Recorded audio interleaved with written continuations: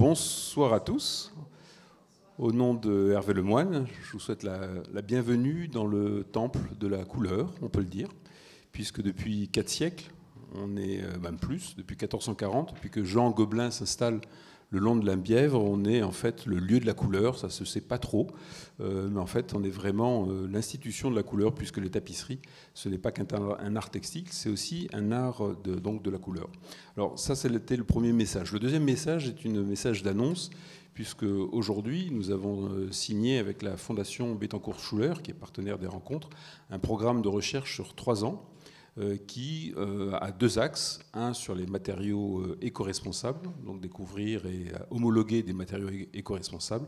Et l'autre axe est sur la couleur, des recherches qui vont nous entraîner aussi bien vers la couleur à haute température avec sèvres, puisque les sèvres utilisent des matériaux qui vont bientôt disparaître, donc qui vont être interdites. Donc il va falloir trouver des nouveaux composants pour ces couleurs à haute température de sèvres. Et puis l'autre aspect, c'est le mobilier national et la teinture, l'atelier de teinture, qui là aussi utilise des couleurs synthétiques et aussi des mordants synthétiques, chimiques. Et donc ce programme vise à chercher, alors pas en interne, mais plutôt en se tournant vers des laboratoires scientifiques externes, des nouveaux process qui seront utiles à la fois pour nous, évidemment, mais pour tout le monde, puisque l'enjeu, avec l'aide de la Fondation Bettencourt-Schuller, c'est de pouvoir homologuer des pratiques et homologuer des recettes, des trouvailles qui seront utiles pour tous les métiers d'art et au-delà pour les industriels. Donc voilà un double titre, et je révèle du coup pourquoi avoir fait entamer un cycle sur la couleur cette année. C'était justement pour accompagner les acteurs internes et externes sur une connaissance assez élargie, puisque ceux qui ont regardé le programme ont vu que qu'on va aborder des thématiques très élargies de la couleur. C'est pas que le textile, c'est beaucoup plus large, mais c'était voilà un souci d'avoir un spectre large, une focale large pour petit à petit rentrer dans une thématique plus précise de recherche scientifique. Donc ce soir, nous avons 2 éminentes spécialistes de la couleur, et merci de nous avoir rejoints. Donc la première est Anne Varichon. Anne Varichon, je l'ai découverte tout simplement dans une librairie en voyant son livre. C'est un très très beau livre. Je dis celle-là, il faut que je l'invite. Et donc voilà, elle est là ce soir. On voit la couverture, un très très beau livre sur le nuancier. Et donc Anne Varichon va nous présenter son travail. C'est une spécialiste donc évidemment de la couleur. De nombreuses contributions scientifiques ont rempli son parcours de ses connaissances, notamment couleurs, pigments et teintures dans les mains des peuples. Et sa thèse de doctorat se prolonge avec Nuancier, éloge du subtil. Évidemment, dans son ouvrage, elle parle de notre nuancier à la fois informatique et matériel au Gobelin. Donc voilà, je vous laisse la parole, une demi-heure à peu près, et puis après on enchaînera sur les questions et les deuxièmes interventions. Merci. Donc nous continuons cette rencontre dédiée à la couleur avec Dominique Cardon, qui est donc une historienne, archéologue spécialiste de la technique et de la teinture et des textiles, et qui a été médaillée d'argent du CNRS en 2011 sur justement ces problématiques, et c'est certainement une des grandes spécialistes de la teinte et de la teinture, et notamment de teinture sur textile. Donc je vous laisse la parole, et donc on reviendra avec les questions après. Voilà, oui, je voulais compléter le magnifique exposé d'Anne en apportant le point de vue justement d'une historienne et archéologue spécialisée depuis une 50aine d'années dans le domaine pionnier des techniques textiles et tinctoriales. Et c'est la prolifération dans le siècle qui vient de s'écouler des fouilles archéologiques presque dans le monde entier, et l'accumulation qui s'en est suivie de découvertes de textiles archéologiques dont les couleurs nous sautent aux yeux après des milliers d'années, qui nous ont permis de mieux mesurer l'importance vitale qu'avait la couleur pour les civilisations préhistoriques, une chose. Ensuite, l'intensité et la durabilité des couleurs, leur maîtrise aux époques les plus anciennes. On a déjà des textiles qui sont d'une telle d'un tel raffinement et d'une telle vivacité qu'on comprend qu'il reflète une maîtrise des techniques de sélection des ressources colorantes dans tout un environnement naturel et en même temps une maîtrise des techniques d'application qui relèvent de déjà au moins plusieurs centaines, voire plusieurs milliers d'années d'expérimentation. Et donc, aussi, une chose qui frappe, qui saute aux yeux, mais qu'il faut sans arrêt répéter, c'est que ces couleurs qu'on trouve sur des textiles qui peuvent avoir, là je vous montre juste 4000 ans, il y a des textiles qui sont plus anciens, je ne vous montre que des exemples de travaux sur lesquels j'ai travaillé personnellement ou auxquels j'ai collaboré personnellement. Mais on a aussi des textiles teints à l'indigo qui ont 6000 et quelques années maintenant et qui sont de nouveau différents tons de bleu parfaitement conservés, enfin du moins la couleur est magnifique encore. Alors, quand on voit ces textiles, la première question, c'est de dire, mais comment ont-ils fait ? Et nous, comment peut-on, dans ces époques sans écriture, savoir comment ils ont trouvé ces plantes ? Alors, l'exemple que je vous avais montré de ces fils rouges, c'est un très bon exemple, parce que c'est une manière de comprendre la méthode de la découverte quand on va à la recherche de la couleur d'un tissu préhistorique. Vous allez voir comment j'arrive aux échantillons. Donc là, on est avec la couleur, on n'a pas d'explication. Comment on va faire ? Donc là, on est au milieu d'un désert, donc le cimetière nord, c'est au milieu du Taklamakan, c'est un des déserts les plus inhospitaliers du monde. Et donc, on imagine que ces rouges, qui sont forcément issus d'une plante ou éventuellement d'un insecte à cet endroit-là, il faut les chercher hors du désert, c'est-à-dire dans les marges qui sont arrosées par la fonte des neiges de deux très hautes chaînes de montagnes, les Kunlun au sud et les Tian Shan au nord. Et donc ça amène à des explorations botaniques, ethnobotaniques. On dépend beaucoup des informations et des conseils des populations locales. Et là, effectivement, je me suis tout de suite trouvée face à la Garance des teinturiers, qui est, quand on pense Garance, rouge, en fait, c'est quelque chose à quoi on s'attend. À cet endroit du monde, ce n'était pas si évident que ça. Je crois que c'est la station la plus orientale qu'on ait repéré à ce jour de cette garance, parce que la garance, c'est un genre botanique, Rubia, et la plupart des autres garances d'Asie, et en particulier d'Asie centrale à orientale, sont des garances à feuilles en cœur, du type cordifolia. Donc là, déjà. Et puis, il faut aller chercher plus haut, donc très très haut dans la montagne, ou plus au nord, le Kailé du Nord, justement, Gallium boreale. Pourquoi ? Parce que, parallèlement à cette espèce d'euphorie archéologique, il y a eu aussi l'euphorie de découverte et de perfectionnement des techniques analytiques. Et on en est comme c'est une recherche éminemment interdisciplinaire, les premiers échantillons qu'on peut prendre d'un tissu archéologique sont soumis tout de suite à des premières analyses et qui permettent d'identifier, mais par rapport à des choses connues, à des échantillons connus, des standards.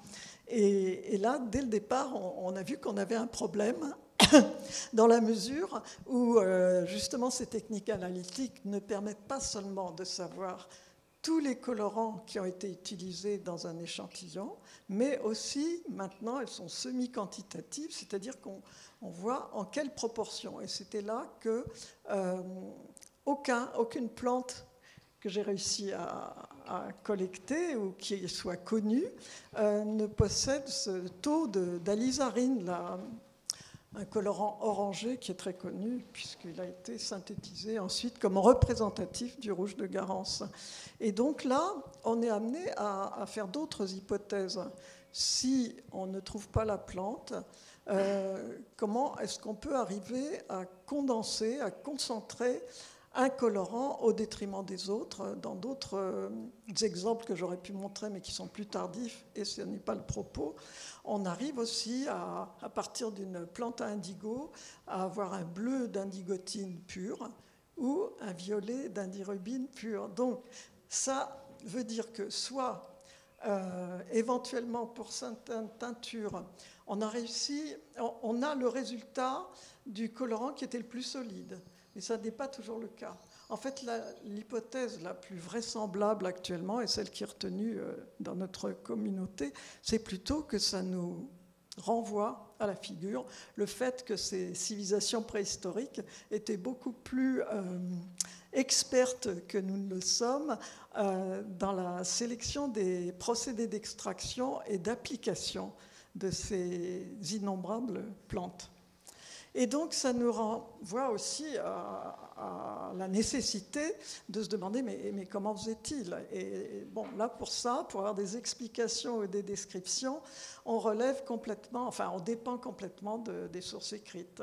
Or, dans ce domaine d'histoire des techniques, on a la chance que la teinture, la couleur, ait suffisamment intéressé les civilisations anciennes pour se donner la peine, justement, d'écrire des recettes que l'archéologie expérimentale, un autre aspect de cette recherche interdisciplinaire, a prouvé depuis qu'elle existe. C'est pas tellement récent finalement, a prouvé parfaitement pertinente. Alors on peut, et surtout, alors ça c'est les époques anciennes, il y a eu des thèses sur la reproduction des recettes des papyrus de Leyde et de Stockholm, des publications sur la tablette de Sipar. J'ai contribué à la première traduction. Et alors, à partir du Moyen-Âge, on a des recettes qui sont tellement précises, des traités de teinture, avec des recettes qui nous donnent tous les éléments. Et on peut, si on les suit à la lettre, arriver à des résultats comme celui-ci, qui a été répété à plusieurs reprises. Je vous donne juste un exemple.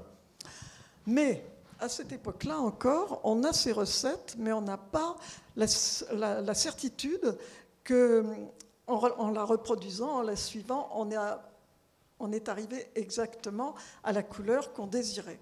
Nous avons quelques rares échantillons où on a à la fois l'échantillon de tissu et le nom de la couleur. Je vous ai mis un des plus connus, un des plus probants, et où vous voyez un des trois, le troisième à partir du haut, c'est un des degrés de l'échelle des bleus.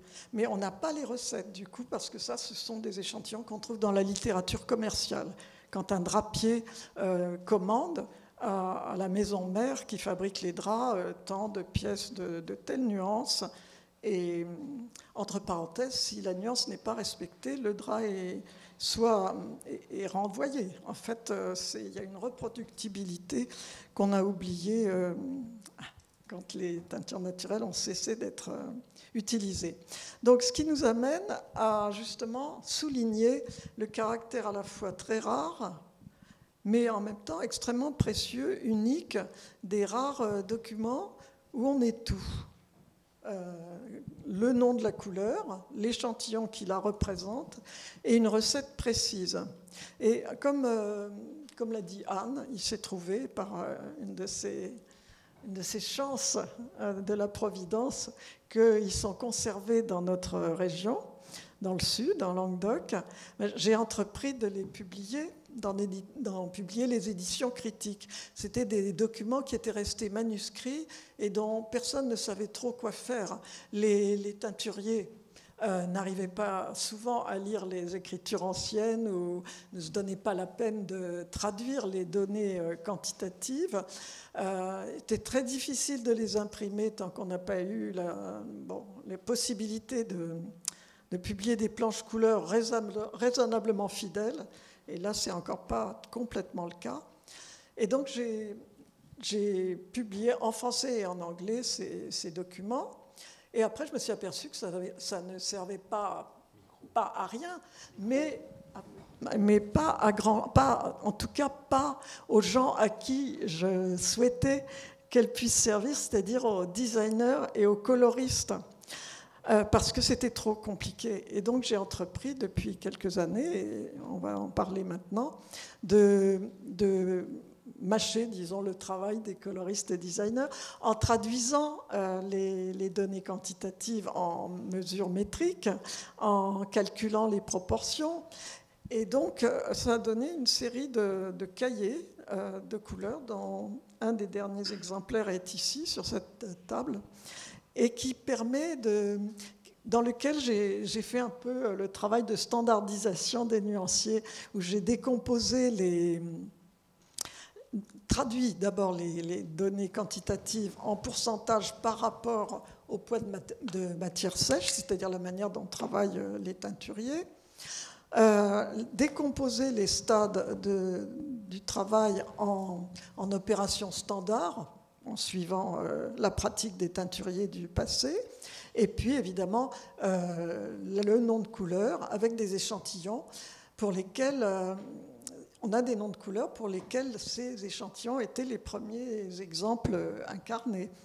Alors, une donnée dont on n'a pas encore beaucoup parlé, Anne, c'est justement cette manière de noter les couleurs. Il m'a semblé que pour compléter ce travail, il était important de donner des données chromatiques précises et objectives à tous ces noms de couleurs, souvent très poétiques. Et c'est on va y revenir tout à l'heure. Donc, j'ai choisi le système CIE-LAB, c'est-à-dire proposé par la Commission internationale de l'éclairage en 1976. Ces deux cahiers, les deux premiers cahiers, sont particulièrement intéressants parce que d'abord, il donne des noms de couleurs et des recettes qui ne se recoupent pas complètement. Donc, d'une certaine manière, ils se complètent. En plus, il reflète l'évolution lente, mais néanmoins sensible, des techniques de teinture et des ingrédients de teinture utilisés au cours du XVIIIe siècle. Et il donne aussi le point de vue de deux praticiens différents qui pratiquent un métier différent. Antoine Janot, le plus ancien, c'est un maître teinturier qui a une teinturerie industrielle, on peut dire, et qui travaille pour tous les drapiers de son centre textile. Paul Gou, qui a connu Janot, qui a dû l'admirer beaucoup et dont le livre d'échantillons et le carnet de teinturier s'est inspiré du mémoire de Janot. Lui, c'est le directeur du Manufacture Royale. Ça veut dire que déjà, il a beaucoup moins à teindre, mais en même temps, il s'occupe de toute la filière de production, depuis le choix de la laine jusqu'à la décision de quelle couleur on va envoyer où. Ils sont tous les deux, leur intérêt commun, c'est qu'ils travaillent tous les deux à échelle industrielle, au sens propre du terme, en quantité supérieure à celle de beaucoup de teinturiers d'aujourd'hui européens. Et ils travaillent tous les deux, ils sont connus, ils ont tous les deux... L'un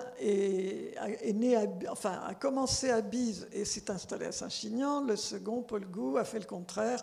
Il a commencé sa carrière à Saint-Chinian et est allé à Bise. Ils sont tous les deux des représentants de cette grande draperie du Languedoc du XVIIIe siècle qui travaille dans des quantités phénoménales avec des exportations de plusieurs dizaines de milliers de pièces par an. Et vous voyez ce que ça peut représenter comme kilométrage de tissu. Et il travaille, c'est une draperie d'exportation à la destination des clients nombreux et divers de l'Empire ottoman, c'est-à-dire des échelles du Levant. Et il relève donc de ce qu'on a appelé l'économie de la qualité, c'est-à-dire que leurs clients très lointains doivent pouvoir avoir la certitude et la confiance que s'ils veulent tant de pièces d'écarlate, les facteurs, si vous voulez, les drapiers, envoyer des blocs des balles et des balles de tissu suivant les commandes. On retrouve cette pratique depuis le Moyen-Âge. Et donc, quand ils déballaient ces fameuses balles qu'on voit ici sur le port de Marseille, il fallait que le contenu corresponde aux montres. On appelle ça des montres, c'était des feuilles d'échantillons. Vous allez en voir un peu plus loin. Donc, ce sont des gens qui travaillent en grande quantité. Là, je vous ai mis juste les données pour Paul Gou, Antoine Janot travaillait beaucoup plus parce qu'il travaillait pour beaucoup plus de clients. Donc lui, il peut avoir jusqu'à 12 pièces à teindre par jour. Parce que vous voyez les métrages et les poids que ça correspond. Alors j'ai classé ces publications en suivant tout simplement l'ordre de classification des teinturiers du passé, c'est-à-dire ils avaient fait des groupes de couleurs, ils reconnaissaient 5 groupes de couleurs, le bleu, le rouge, le jaune, le fauve et le noir. Et c'est des espèces de chapeaux, parce qu'en fait dans les fauves on peut avoir des grisâtres, des rosâtres, des beigâtres, mais ça reflète également des procédés, enfin une compréhension intuitive de la chimie des colorants naturels et en même temps des techniques d'application les plus appropriées pour chaque groupe. Donc là, on commence par le bleu, qui est chez les deux teinturiers et jusqu'au début du XXe siècle, dans la teinturerie européenne pour la draperie de laine, la cuve de pastel renforcée à l'indigo. Donc on joue sur la culture bactérienne qui est apportée par le pastel et qui va permettre de réduire l'indigo. Quand la cuve est en état, comme on dit, on va rajouter de l'indigo exotique qui va prolonger la durée de la cuve et renforcer la couleur. Vous avez en haut à gauche des cuves qui ont été retrouvées à Nîmes lors de fouilles archéologiques et qui donnent une idée de l'importance des volumes qui sont nécessaires pour assurer la stabilité thermique de la cuve. C'est une culture bactérienne comme le yaourt ou comme la bière où on a besoin d'une certaine température, d'un certain pH pour que ça marche. Alors c'était très important ce bleu parce que non seulement ça permettait d'obtenir tous les tons de bleu que vous voyez, l'échelle des bleus, dont certains noms sont déjà connus depuis le Moyen-Âge en Languedoc, notamment le plus foncé, l'aile de corbeau, Ala des Gorpes. Et c'est aussi la base de l'échelle des verts, des violets, après des bains de teinture successifs qui vont leur donner leur ton vert ou violet. Voilà les violets. Et puis des gris, certains bruns et surtout le noir qui est sur une base de bleu très foncé.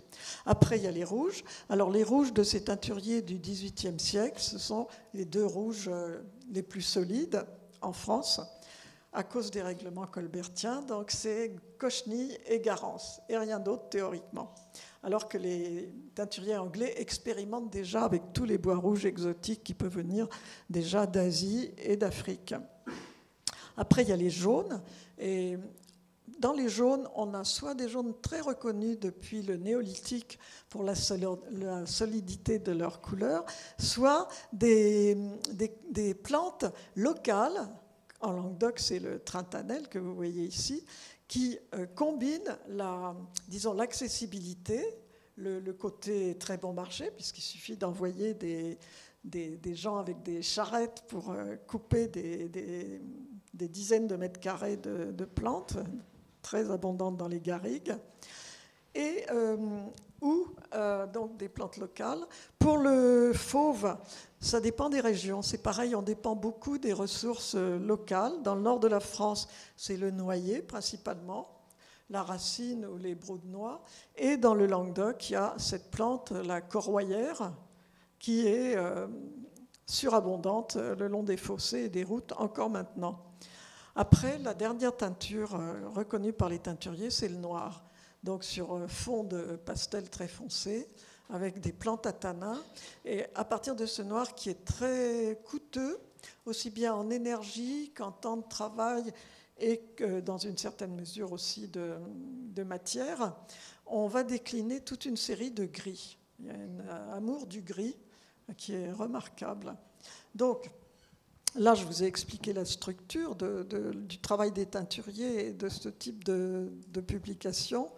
Et l'originalité, c'était de vraiment tirer le maximum de la présence dans ces documents d'échantillons textiles. Et pour en tirer le maximum, il m'a semblé que c'était nécessaire de commencer à faire une espèce de base de données éventuellement mondiale, mais c'est surtout en Europe qu'on les trouve, des couleurs, des noms de couleurs qui étaient représentés par des échantillons textiles et de caractériser ces couleurs d'une manière qui soit compréhensible par tout le monde, une espèce comme une écriture musicale, si vous voulez. Et donc, en Europe, c'est la classification Cielab qui est la plus utilisée dans l'industrie. Et donc, on a entrepris, ma fille et moi, de mesurer des centaines, voire des milliers d'échantillons. Alors moi, j'ai travaillé beaucoup sur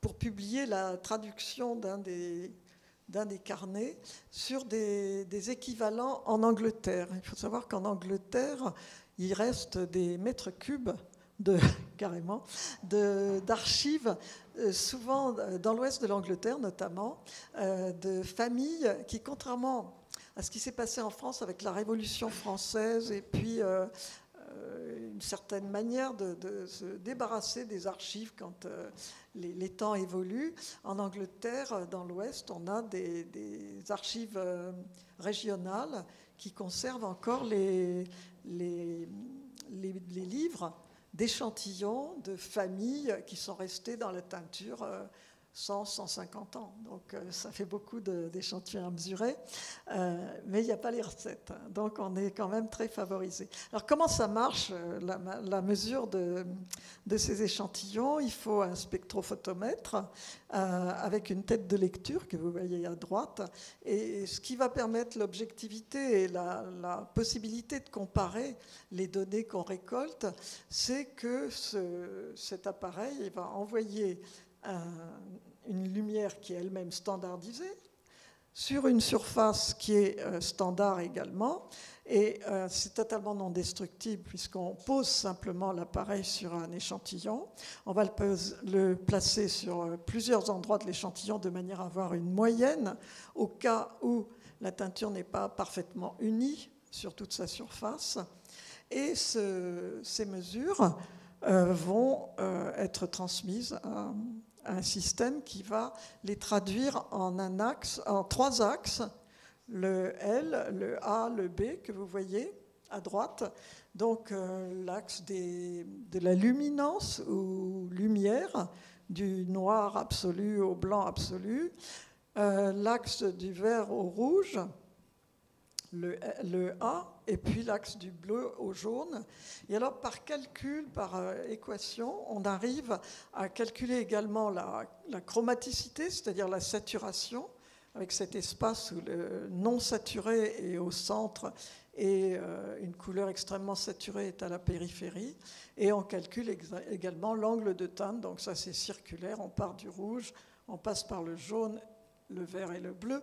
Le résultat, c'est qu'on a une localisation extrêmement précise d'une couleur, et ça nous permet de ne pas avoir à voyager avec les documents qui sont souvent très précieux ou intransportables.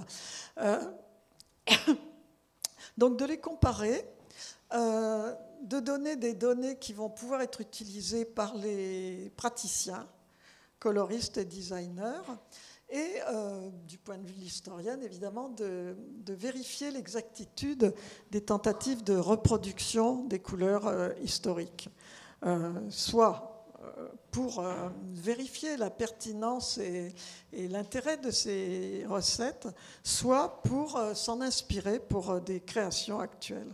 Donc, je vous donne des exemples de ces applications. Par exemple, si on avait la possibilité de comparer les rouges de Garance de 6 teinturiers français, ce sont des échantillons qui sont conservés dans les archives départementales de l'Hérault, et de 6 échantillons de la famille Crutchley, des teinturiers londoniens du sud de la Tamise, Southwark, qui ont laissé une douzaine de livres d'échantillons. Et quand on s'aperçoit, alors ce qui était frappant, ce qui m'avait frappé du point de vue nom de couleur, c'est que on ne dit rouge pour ce que nous appelons des rouges, on ne dit rouge que quand c'est de la Garance dans ces documents languedociens. Et de même, chez les Crutchley, on peut dire crimson, si c'est de la cochenille ou scarlet, mais on ne va jamais dire red. Red, c'est la garance. Donc on s'est dit, essayons. Et en fait, on s'est aperçu avec ces graphes qu'ils veulent dire exactement la même chose. Et ça n'a jamais été fait. Ça ne pouvait pas être fait avant qu'on se donne la peine, justement, de mesurer ces échantillons. Et c'est assez émouvant, en fait. Ça se comprend, si vous voulez, parce qu'avant d'avoir le Scielab et les spectrophotomètres, les gens, comme vous avez vu, s'envoyaient des échantillons. Et ils se mettaient devant une lumière standard, genre nord, et les teinturiers ont toujours eu un œil extrêmement exercé et qui s'affûtait avec la pratique. Mais là, on a vraiment la démonstration qu'ils voyaient. Ils voyaient intellectuellement la même chose quand ils parlaient de rouge de Garance. Une autre application, je vous montre donc ces cartes d'échantillons qui étaient envoyées 2 fois l'an. C'est comme des collections hiver-été ou automne-hiver maintenant pour la haute couture. Ils envoyaient des cartes d'échantillons dans les échelles du Levant et ils récoltaient toutes les commandes de telle et telle et telle. Alors, on a beaucoup plus de ces montres sans nom de couleur et sans recette, il n'y a jamais les recettes, que d'autres plus explicites où on a le nom de la couleur. Et ça va nous permettre d'exploiter tout ce matériel dont on ne savait pas trop quoi faire. Alors, après, l'aspect archéologie expérimentale et recréation des couleurs historiques dans un but de création, voire de production artisanale ou industrielle. La première question, c'était de savoir si on arrivait à reproduire les bleus, puisque je vous avais vu qu'il y a non seulement la question de toutes ces nuances de bleu, mais la possibilité de reproduire des violets, des verts et toutes les autres couleurs dérivées. Donc là, on s'est mis à une équipe. Donc vous voyez Isako Sumi en haut, qui a travaillé avec une cuve de pastel, du pastel à granate que je lui avais envoyé, que j'avais produit chez moi.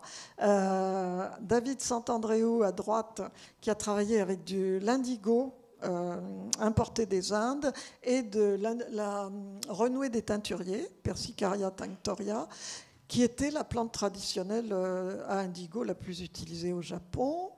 En bas, Charlotte Kwon et Tim McLaughlin, qui ont expérimenté toutes sortes de teintures avec de l'indigo, de teinture en bleu, de cuve de bleu, avec l'indigo exotique, enfin l'indigo indien, mais des procédés de réduction, sucre réducteur, enfin banane, toutes sortes de choses qui soient à la portée des artisans et des designers actuels, et Aboubakar Fofana, un maître teinturier africain, malien-français, qui a travaillé avec la liane indigo, qui est la plante la plus courante pour la production d'indigo en Afrique de l'Ouest.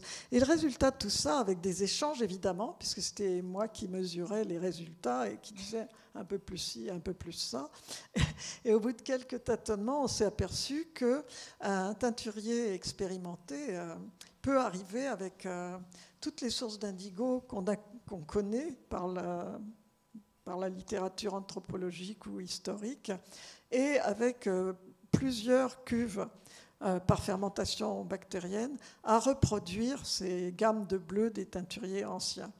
Donc on a là une nouvelle source d'inspiration pour les designers et coloristes qui est de plus en plus mise à profit. Alors la France est un peu en tête de ce genre de recherche. On a déjà eu une maîtrise qui avait pour but de reproduire les couleurs de Paul Gou, mais elle n'a pas travaillé avec la colorimétrie, je pense. Elle n'avait pas le spectrophotomètre sous la main, mais qui était extrêmement instructif du point de vue technique, sous la direction de David Santandreu. On a des collègues à l'université de Ségovie qui, depuis 2 ans, basent une grande partie de leur enseignement sur la teinture avec les colorants naturels, en essayant justement, en expérimentant sur la reproduction de ces recettes anciennes.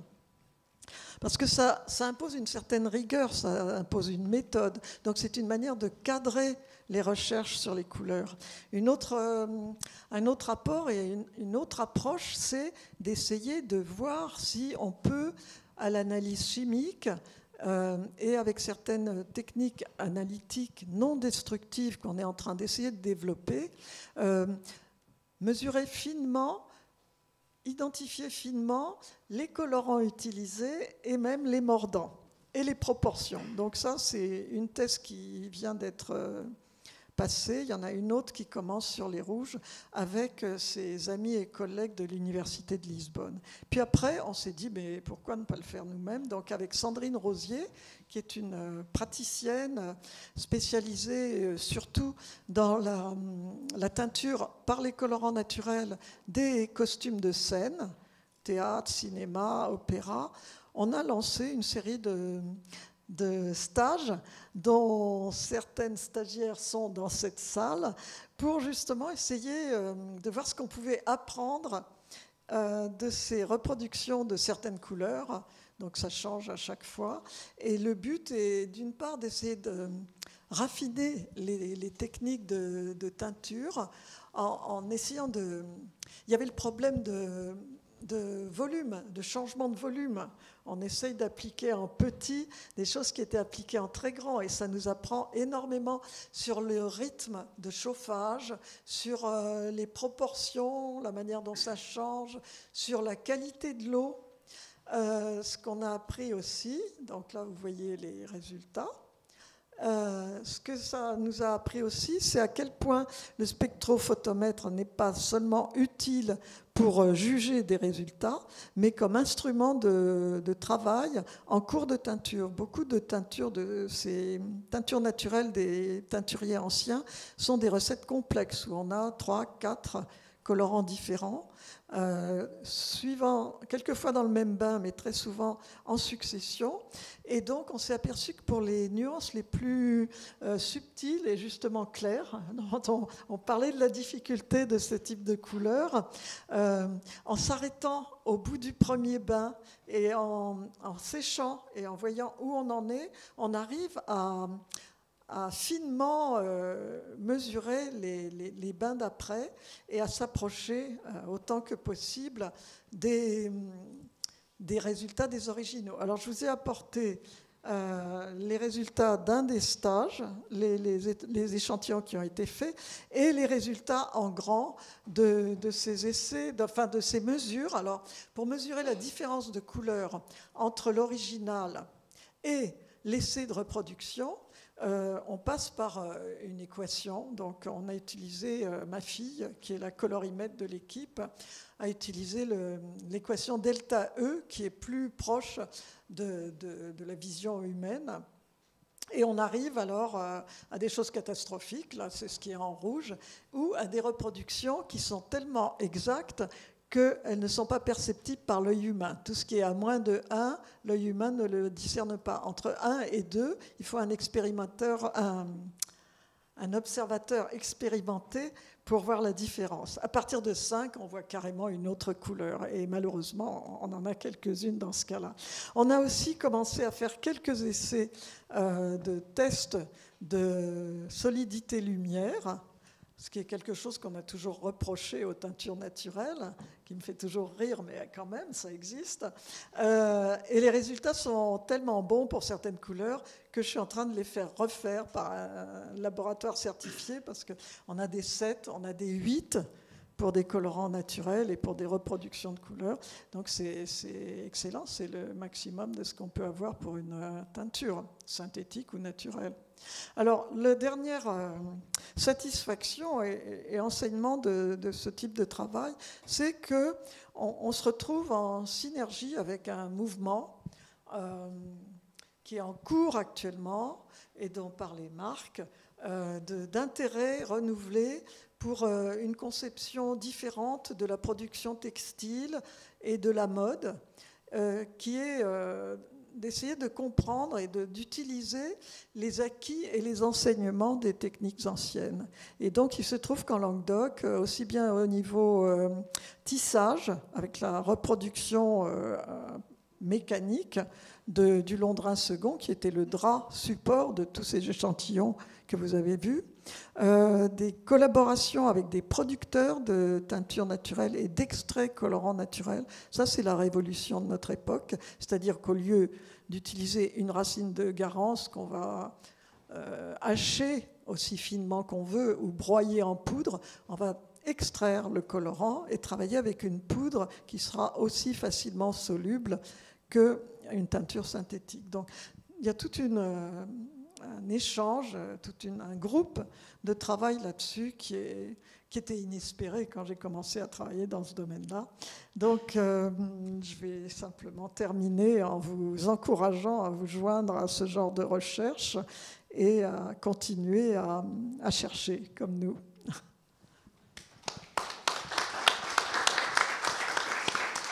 Bon, merci beaucoup à toutes les deux pour ce voyage dans la couleur et à la semaine prochaine. Merci.